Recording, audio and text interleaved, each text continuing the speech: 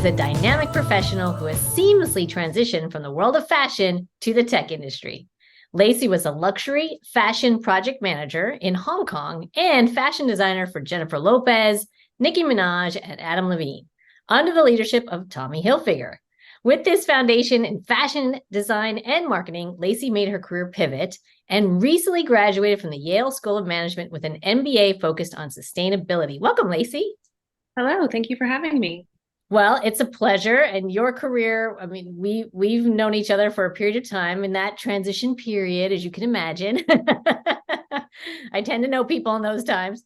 But your career has taken you across the world with significant fashion roles in New York, Hong Kong, as we mentioned. Now you're a project manager in tech in New York City and have a startup that combines your background and your degree. So how does it feel to have made your career pivot? This is so exciting. Well, I honestly can't say thank you enough to you, Maggie. I think during a moment of time when I had been living in New York and then moved to Hong Kong and had repatriated back to the United States and was really looking for what is next for me on the horizon, you and I were connected. And during the process of some coaching and some workbooks, I was really able to kind of identify next steps. And here we are so many years later, and a lot of those anticipations have become a reality. Wow. Well, it's so exciting to see you follow your dreams, doing what you love, and then see how you can combine your interests and your experiences. And your journey has been punctuated by numerous accolades because of that, including the prestigious Yale School of Management's Entrepreneurship Fellowship and the Yale Climate Innovation Grant. And this is all about your dedication to innovation, sustainability, big things right now, right? That we care about in both fashion and tech, which is a fascinating combination. So we're going to talk more about that. But congratulations on not just making the change, but getting accolades for it, Lacie. So yeah, I mean, it's been an environment where, in an academic sense, there's been a lot of opportunity for idea validation from that perspective, and it's been a great opportunity to be able to reach out to those kind of things and win some of them. Yeah, well, that's what you mentioned. I was reading your post on LinkedIn, and you said you believe in the significance of acknowledging the awards you applied for but didn't get, too, right? And you said it reminded you that setbacks are opportunities for self-reflection and improvement. So tell us more about that mindset and how it's inspired you through this career change. Absolutely. Anytime that we decide to change lanes, especially from a long-term career, there's a lot of mental processes involved in that. And when we get a little bit outside of our comfort zone and start trying new things, it's a wake-up call to realize sometimes that you weren't prepared, or your idea wasn't exactly right, or you need to improve on a certain level of process and skills. But that level of feedback really just kind of fuels the fire, especially if you have a goal in mind to continuously iterate both your processes and your procedures and your ideas and your presentations techniques to ultimately be able to refine your message and achieve that goal. So having that level of feedback from so many different application processes and contests and grants and scholarships that I applied to during my time at school was a really good feedback mechanism for some of those processes. Yeah, and I think setbacks can stop some people, but not you, right? When I Well, said dynamic professional, that's a real case. You really are.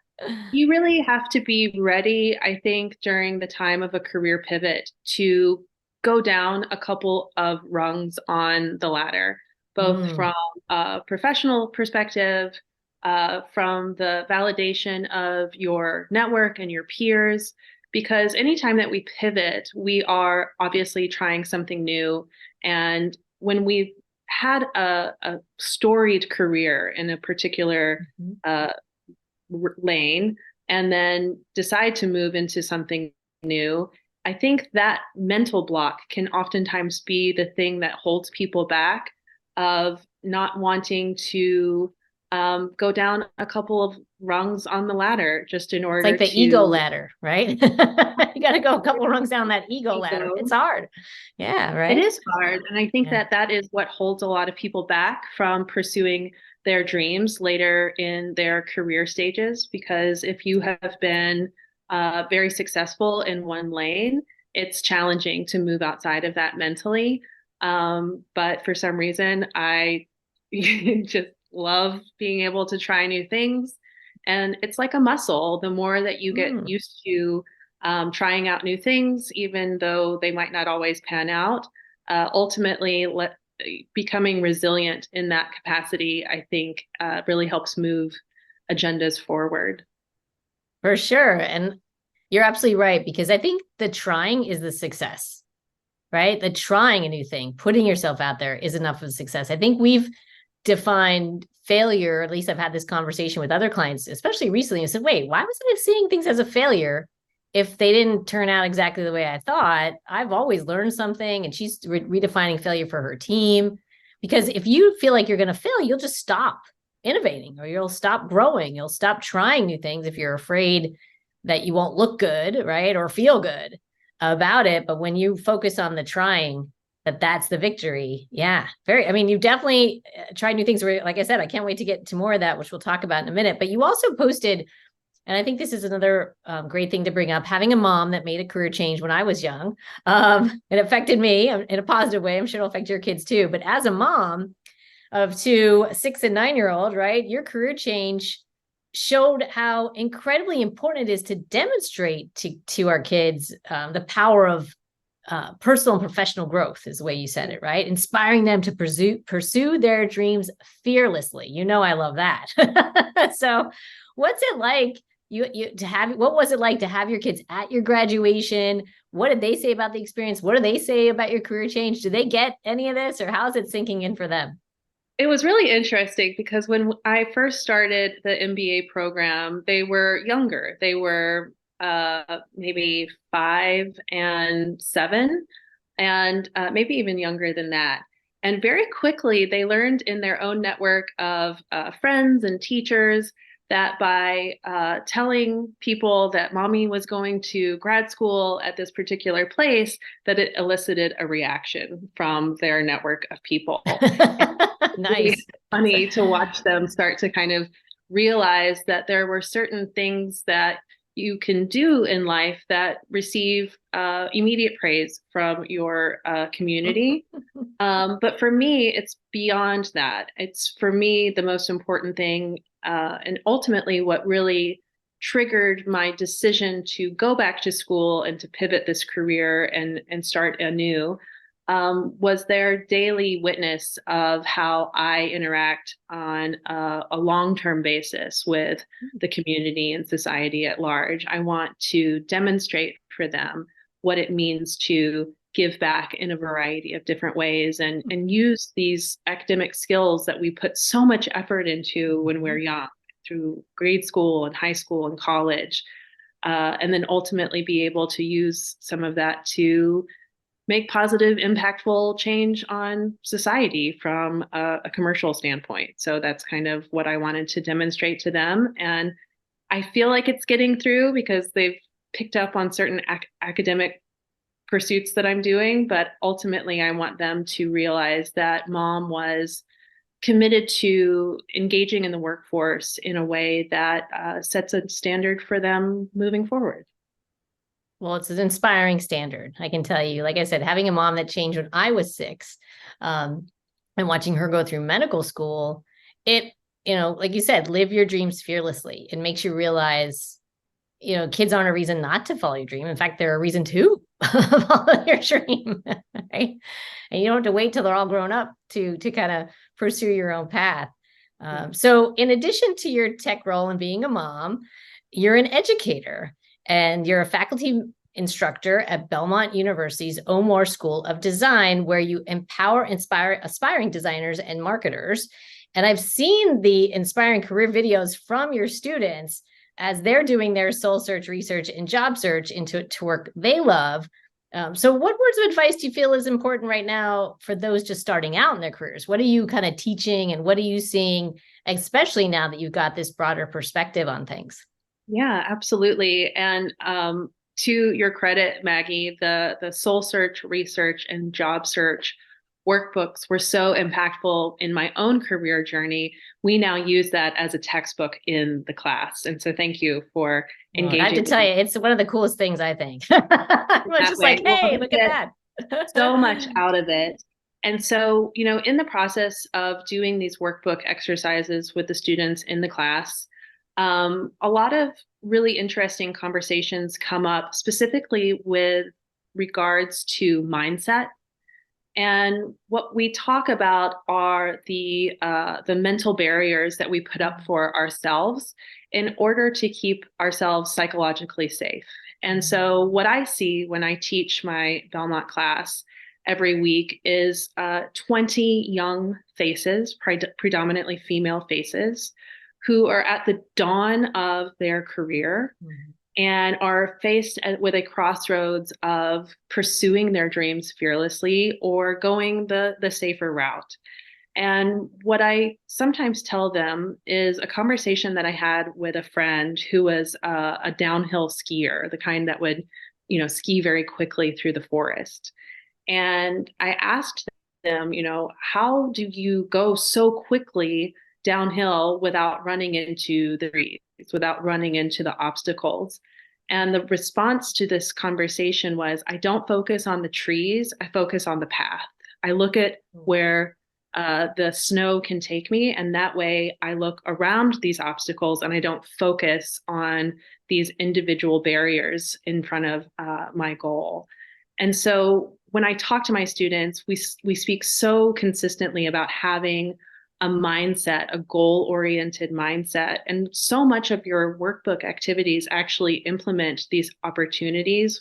One of my favorite ones is it's called A Day in the Life. And we're required to write in detail a day in the life of our ideal career as if it is already happening in the present moment. And you talk about what time do you wake up? What kind of clothes do you wear? What do you see when you are looking out the window? And so much of it is creating this kind of holistic expectation within the mindset of the people who are doing these workbooks, including my students, to we're not just creating a career path, we are creating a life for ourselves that feels motivational and meaningful and empowering. And so ultimately, when we work our way through the workbooks and finally get down to the nitty-gritty details of job search, which we all know can be fraught. And all of a sudden you're nicely said. Nice word to call it, right? Sometimes you're interacting with employers and you're negotiating things. But ultimately, once you have the mindset of I feel elevated into a lifestyle that I can see the details of in every capacity, that helps me focus on the path, not the obstacles. I absolutely love that advice. That makes so much sense because I've even realized it. Whenever you focus on the obstacle, you just get more obstacles, right? That's what we hear. And then you see that in your life. So it's wonderful advice to just focus, not just, but define the path and then focus on it. And that's something you've done, Lacie, for sure. You're walking the talk for your students, which is also huge integrity and so inspiring for them. I can't wait till they come back to you and tell you, I'm living my day in the life if they haven't already. Well, I've been doing it for long enough now. I've been doing this for about 4 years, and I've had the wonderful opportunity to watch students really pick up the mantle of these kind of mindset tricks and find themselves in locations and job opportunities that, I don't know if they would have considered otherwise. So it's really, really exciting to watch it happen. Wow, that's wonderful. So your unique blend of expertise and your dedication to, fostering their creativity, obviously it's still in fashion tech, very creative fields, and exploring career transformation and innovation, all at the intersection of this fashion and technology, it makes me wonder. So if you could tell us a little bit or give us a window into that world, how are you working on sustainability in fashion? Because that was your MBA. Fashion's your background. So, maybe we don't need to worry about fashion anymore because we're going to do it all in the cyber world. I don't know. How does this all going to play out? Well, here's the thing about the fashion industry. If you walk into a room of 100 people, the one thing you're probably all going to hopefully have in common is that you're wearing clothing. It is a Hopefully. it's a huge international industry, and there's a tremendous amount of opportunity in it from a career perspective, but also there is a tremendous environmental impact as a result. And when I was working in New York in the fast fashion industry, I went to a factory overseas, and we were making an order of 60,000 pairs of neon pink jeans. And I Everybody witnessed needs a pair. Right? Well, I witnessed so many pairs of jeans that the concept of jeans like stopped making sense in my mind. And I realized this was one order for one store in like the entire international global supply chain, and that they weren't very well made. We were selling them for kind of cheap. There was no incentive for resale, and these were going to end up in the landfill. And through that process, I pivoted out of fast fashion and moved to Hong Kong and started working in luxury fashion, where apparel suppliers were not making clothing to be thrown away. There was some level of inherent value associated with luxury goods, but not everyone can afford a closet full of designer products. So, nor maybe would they want to.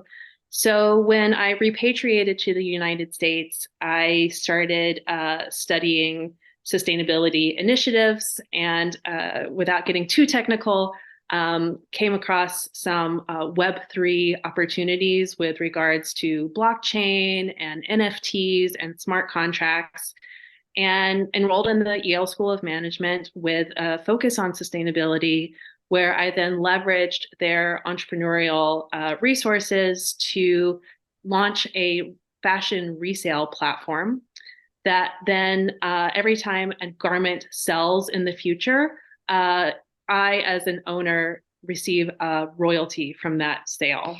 And as a result, what we're seeing is a change in consumer behavior where producers are willing to create products that are a little bit higher quality, and people are willing to purchase those quality items, take good custodial care of those items, and then resell them into a community of people that's going to keep the item trading for as long as possible in order to keep the royalties coming for as long as possible. So everybody gets a royalty in the chain. Yeah. So instead of giving 25% of your sale to eBay or Poshmark or the Real Real, we are a SaaS platform that works with brands to ultimately align incentives between manufacturing and resale, so that, you know, J. Crew can get a cut on the resale of items, but then I, as a consumer, am also incentivized into that process from a circular fashion perspective. Very interesting. And I think you won an award for this. Well, actually. one of only 5 people that won an award for this. Tell us about that. Yeah, so this idea was accepted into an incubator for the credit card Visa. I'm part of the Visa NFT Creators Program, which is one of 5 people globally who is working with the Visa crypto team to discuss opportunities in blockchain, specifically from a fintech perspective, discuss things about payments, and ultimately really research the creator economy with regards to these blockchain digital assets that are called NFTs that my concept relies on. And it's been an incredible journey so far. Wow. Well, the innovation is clear, Lacie. I don't know if how it's all going to play out for everyone else is understandable yet, but we'll get there.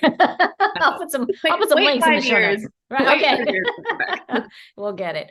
Well, you are definitely an inspiration, making your career pivot in such a way as to not only inspire sustainability and change in an industry, but in your own family's life, in your personal life, in your students. I'd say you got a pretty good 360 going on here. So thank you for all you do. And I am excited to see where all of this takes you and the industries you're a part of and your students as well. So thank you for the opportunity to support you. And thanks for being here today. Absolutely. I appreciate it, Maggie. Thank you so much.